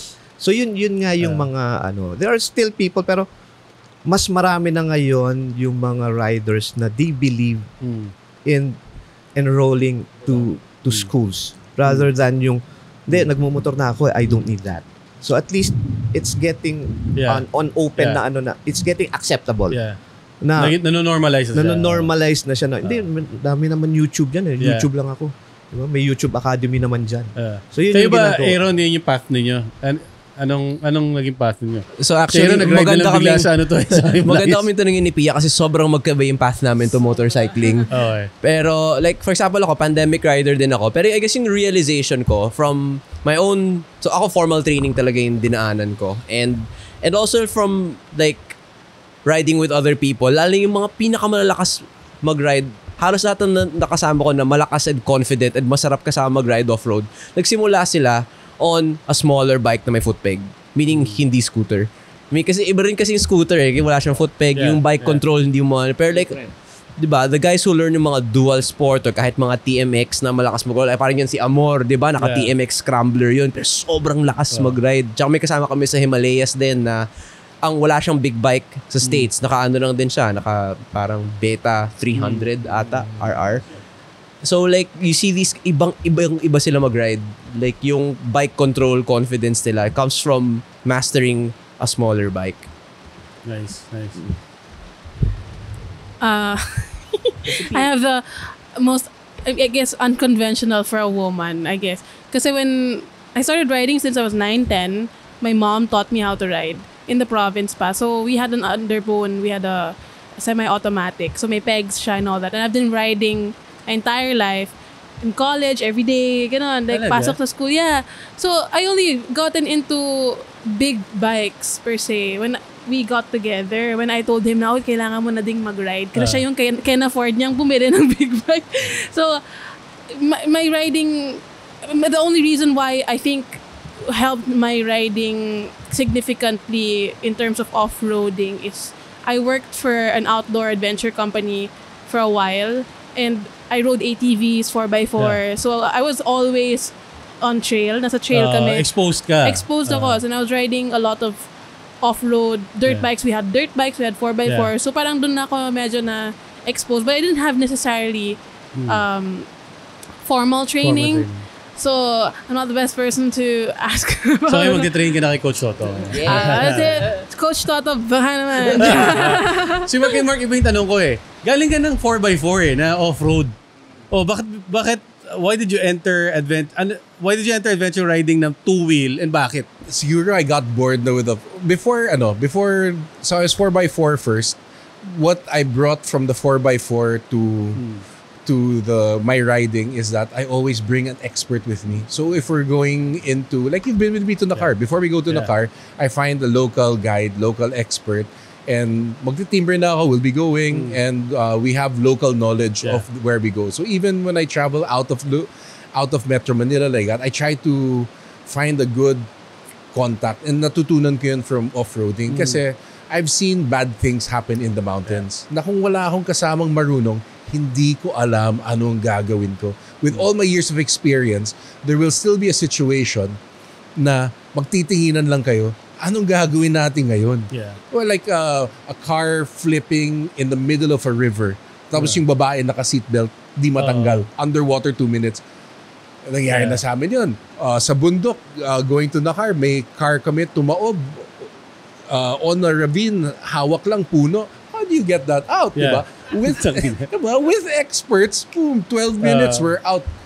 Naayos na lahat ng problema. So that's the one thing I did in off-roading. But siguro I got bored with the 4 wheels and sabi ko, I want to learn a new skill. Anong difference ng 4x4? Where 2 wheels is so much harder.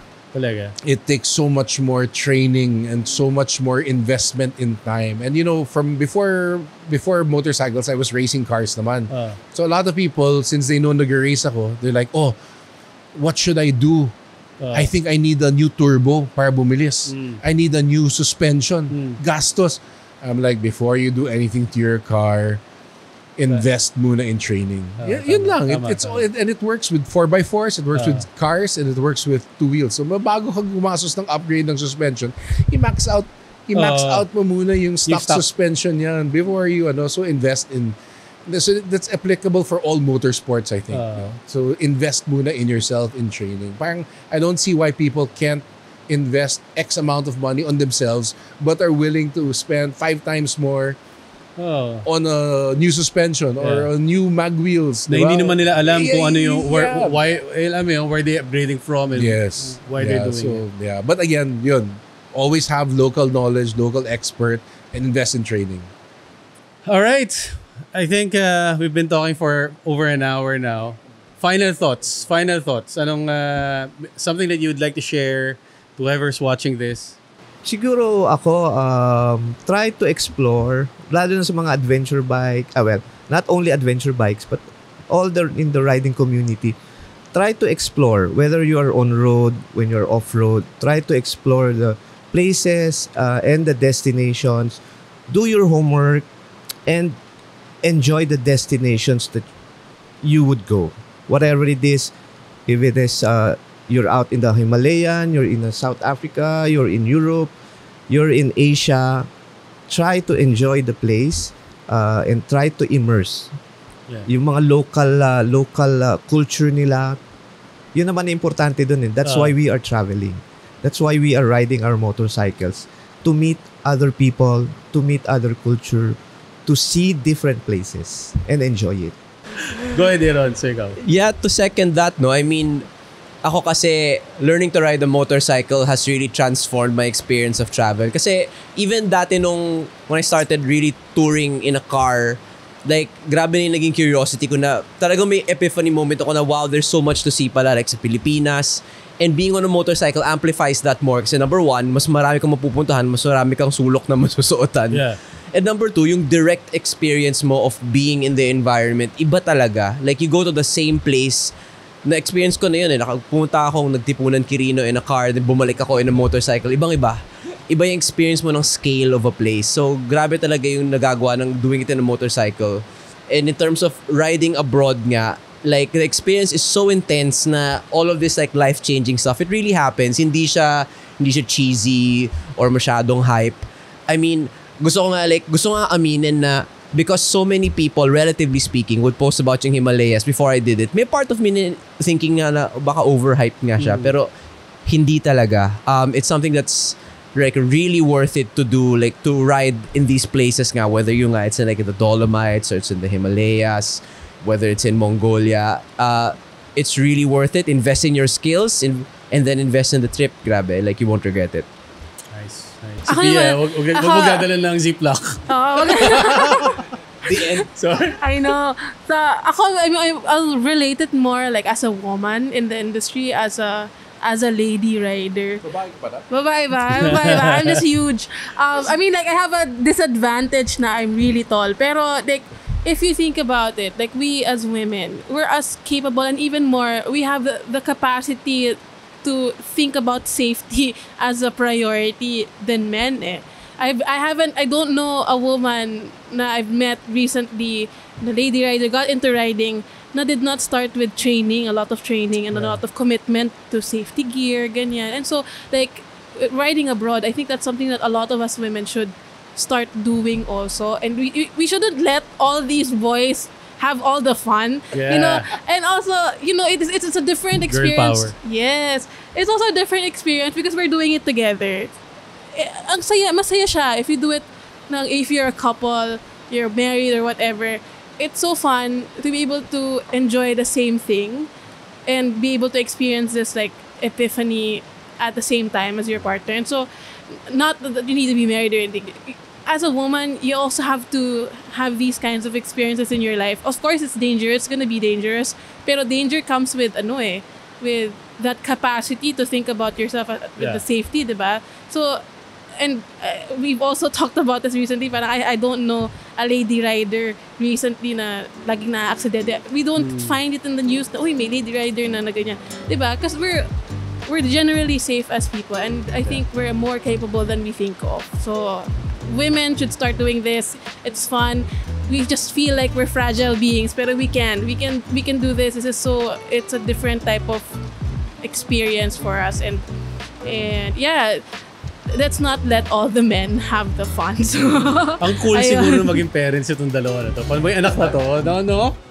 Sige, ride ka. Bakit di ka nagra-ride? Ikaw, Mark, anong final thoughts mo? Yeah, parang riding on... The big difference between 2 wheels and 4 wheels for me is that on 2 wheels, it's like you're in the movie. When as you're driving a car, it's like you're watching a movie. And that's the main difference. So I can't think of any experiences in life that you can compare to motorbiking. One thing I like about off-roading is that yung mga kasama ko naman sa off-roading, hindi naman mayayaman eh. It doesn't matter if you have a 10 million peso car or a 50,000 peso car. Once you're in the mountains, that's the great equalizer. Kapatas lang kayo lahat. Pare-pareho lang kayo. Yung hindi ko madaanan, hindi mo din madaanan. It's the great equalizer. And the same thing is with motorcycles. It doesn't matter if you have the nicest motorcycle or the simplest motorcycle. Again, most of my karide naman are fairly simple people. So it doesn't really matter what motorcycle, because a lot of people are saying, I can't afford. Get anything that you can afford if you really want to. It takes years kasi to get this skill level. You make do with what you have, and it doesn't really matter what motorcycle you have, but start getting that experience as soon as you can. If if you want to. No? And again, riding abroad, di naman kailangan din na sobrang mahal. Yeah. It doesn't have to be the most expensive tour. I saw a guy in Chiang Mai who was riding in Chiang Mai on a scooter, and he rented a scooter for 2 weeks for $150. So there is a budget for everyone. Huwag ka lang mag-Japan. But Chiang Mai and there's a motorcycle for every budget. The point is, if you really want to do it, you can find a way to do it. And di mo kailangan ng Desert X. Easy. Well, thank you guys. So, ang dami natin pag-usapan Oo nga. Medyo Thank you. podcast na beating yung feeling right? Oo nga Kasi if you want to do more, let's do a second episode. I know dami pa lang na-miss the topics, but para hindi mo-bore yung mga manonood dito. But we'll have a second episode for sure yan. And so thank you for watching. Thank you for staying, and watch out for the next episode. So kung ano man nyo, kung sila pa rin or maybe other guests. But see ya guys.